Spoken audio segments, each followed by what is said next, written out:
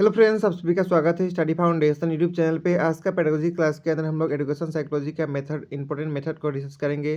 क्या क्या मेथड इस एजुकेशन साइकोलॉजी के अंदर यूज होता है उसके बारे में डिस्कस करेंगे। क्लास नंबर 30 है। इससे पहले का जितना भी क्लास है उसका लिंक आप सभी को डिस्क्रिप्शन बॉक्स में मिल जाएगा। यदि आप सभी को असम एंड पीपल के अंदर असम हिस्ट्री का ई बुक चाहिए तो उसका लिंक आप सभी को डायरेक्टली डिस्क्रिप्शन बॉक्स में मिल जाएगा।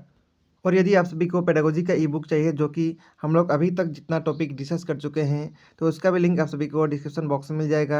इसके अंदर सभी टॉपिक जो हम लोग डिस्कस किए हैं आप सभी को डिटेल में मिल जाएगा प्रीवियस ईयर क्वेश्चन के साथ। तो सभी का लिंक आप सभी को डिस्क्रिप्शन बॉक्स में मिलेगा। यदि आप सभी लोग मुझसे सोशल मीडिया पर जुड़ना चाहते हैं तो उसका भी लिंक आप सभी को डिस्क्रिप्शन बॉक्स में मिल जाएगा, जैसे कि व्हाट्सअप ग्रुप में आजकल फैसिलिटी ये है कि आप सभी लोग को नंबर शेयर नहीं करना होगा। नंबर आप सभी का शो नहीं करेगा तो डायरेक्टली ज्वाइन कर सकेंगे, या फेसबुक पे फॉलो कर सकते हैं, या फिर टेलीग्राम ग्रुप का भी लिंक मिल जाएगा, वहाँ पे भी ज्वाइन कर सकते हैं। तो आइए आज का क्लास को शुरू करते हैं।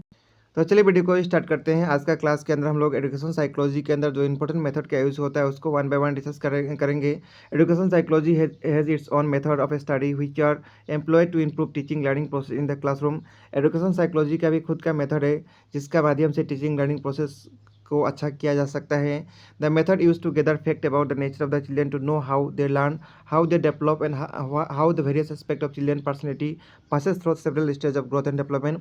यानी इस मेथड से जो है चाइल्ड का नेचर के बारे में, उसका डेवलपमेंट का स्टेजेस के बारे में सब कुछ मालूम किया जा सकता है।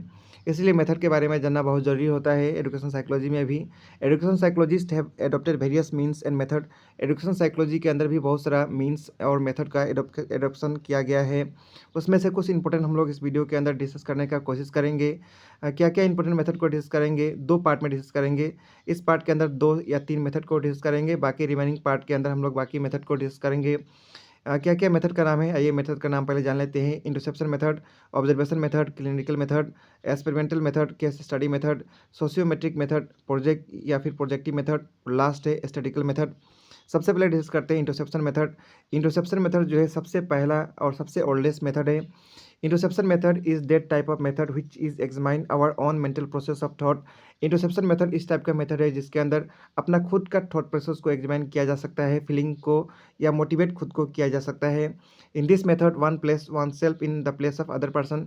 इसके अंदर खुद को जो है दूसरे जगह पर प्लेस करके इंटरसेप्शन किया जाता है and try to understand his feeling, और समझने का कोशिश किया जाता है।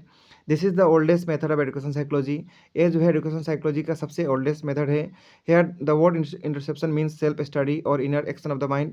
यहाँ पे इंटरसेप्शन का मतलब होता है सेल्फ स्टडी करना या फिर इनर एक्शन ऑफ माइंड का स्टडी करना। This method is compose of 2 word. ये मेथड जो है 2 वर्ड से बना है। इंट्रो इसका मतलब होता है विद इन, और एक्सेप्शंस मतलब होता है लुकिंग।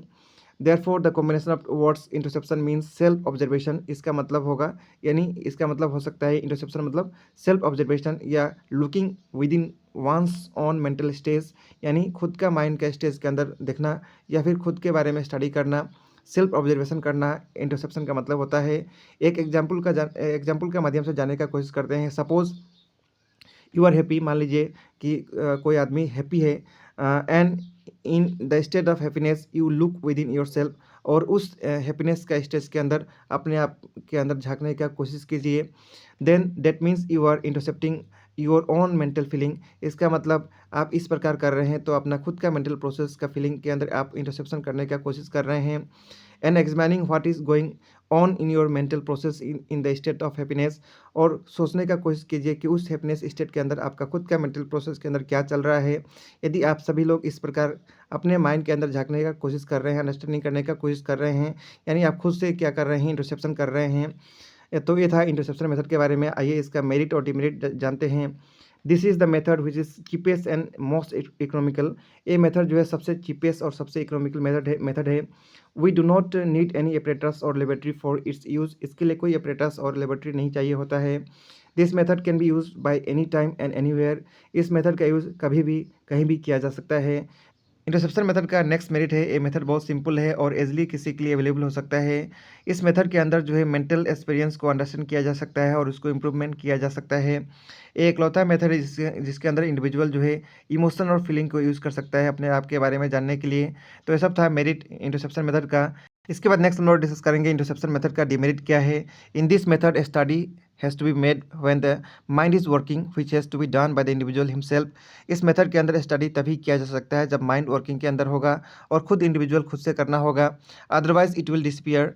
यदि इंडिविजुअल जो है इंटरसेप्शन नहीं करेगा उस निर्धारित समय के अंदर, तो वो जो है क्या होगा, डिसपियर हो जाएगा। इमोशनल स्टेज जो है डिसपियर हो सकता है एंगर और सरो का वजह से। This method can be applied only in case of normal individual. ये मेथड जो है सिर्फ नॉर्मल इंडिविजुअल के लिए एप्लीकेबल हो सकता है, बट नॉट फॉर एब नॉर्मल इंडिविजुअल। ये मेथड जो है एब नॉर्मल इंडिविजुअल के लिए जो है अवेलेबल नहीं हो सकता है, एप्लीकेबल नहीं हो सकता है। ये इसका सबसे बड़ा डिमेरिट्स है। Interception can not made by children. और आप सभी को पता होगा जो बच्चे छोटे बच्चे होते हैं वो जो है खुद से इंटरसेप्शन तो नहीं कर सकते हैं, तो ये भी इसका एक डिमेरिट है।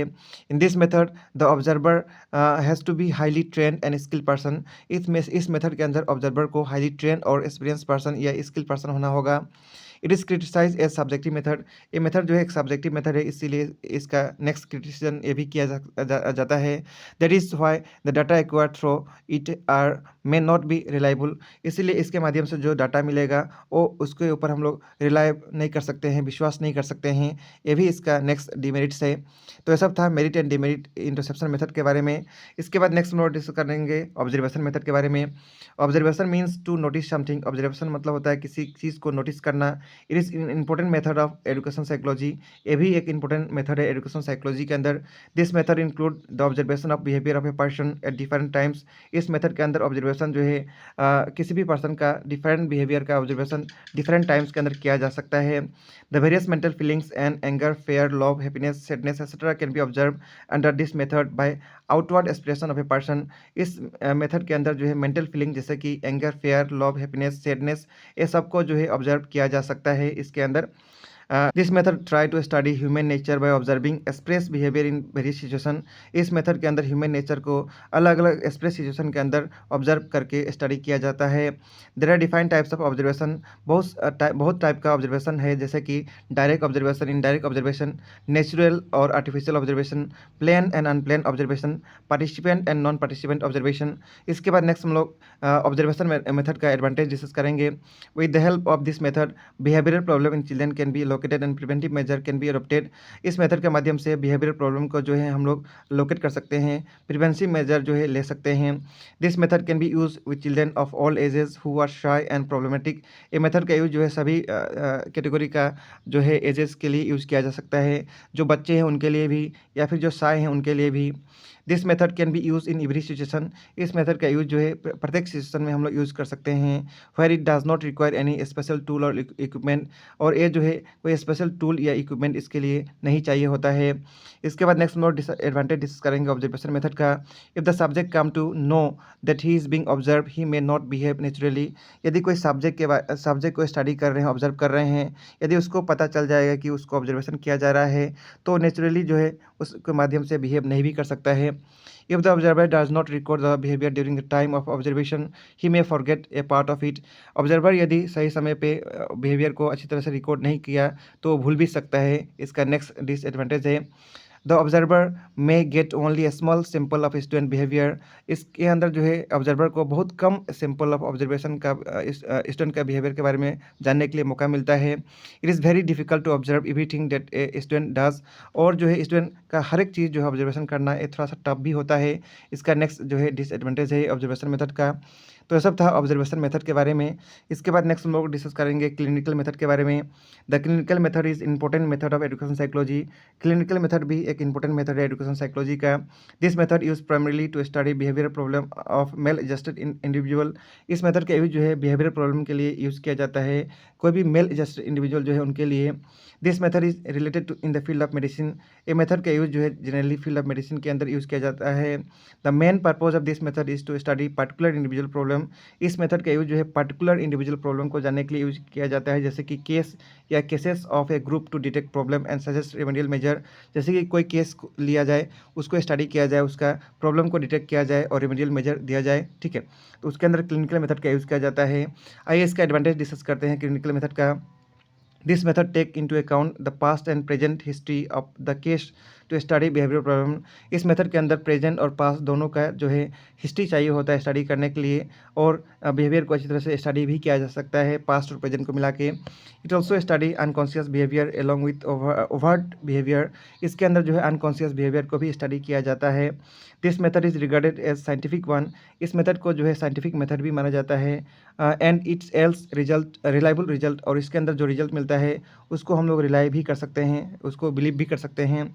इसके बाद नेक्स्ट हम लोग इसका डिसएडवांटेज डिस्कस करेंगे क्लिनिकल मेथड का। It is difficult to observe complex behaviour and to provide useful remedies. जो कॉम्प्लेक्स बिहेवियर होता है उसको ऑब्जर्व करना थोड़ा डिफिकल्ट होता है, और उसका रेमेडी भी देना थोड़ा प्रॉब्लमेटिक होता है। इसका सबसे पहला डिसएडवांटेज है the interpretation of the case study में नॉट ऑलवेज बी करेक्ट। जो भी हम लोग केस स्टडी का इंटरप्रिटेशन लेते हैं करते हैं वो हमेशा जो है करेक्ट नहीं भी होता है, because of the observer on intuition and theoretical. जो ऑब्जर्वर है उसका खुद का इंट्यूशन किस प्रकार यूज़ कर रहा है, किस प्रकार का थियोरिटिकल यूज़ कर रहा है, उसके बेसिस पे जो है सभी केसेस के अंदर जो है करेक्ट जो है रिजल्ट नहीं भी मिल सकता है, करेक्ट इंटरप्रिटेशन नहीं भी हो सकता है। ये भी एक जो है क्लिनिकल मेथड का एक बड़ा डिसएडवांटेज है। तो ये सब था क्लिनिकल मेथड के बारे में। नेक्स्ट वीडियो के अंदर हम लोग बाकी जो मेथड बच गया उसको डिस्कस करेंगे। इस वीडियो में इतना ही रहेगा, और सभी का लिंक आप सभी को डिस्क्रिप्शन बॉक्स में मिल जाएगा, जो चाहिए वहाँ पे ज्वाइन करके पा सकते हैं। मिलेंगे नेक्स्ट क्लास के अंदर। Thank you.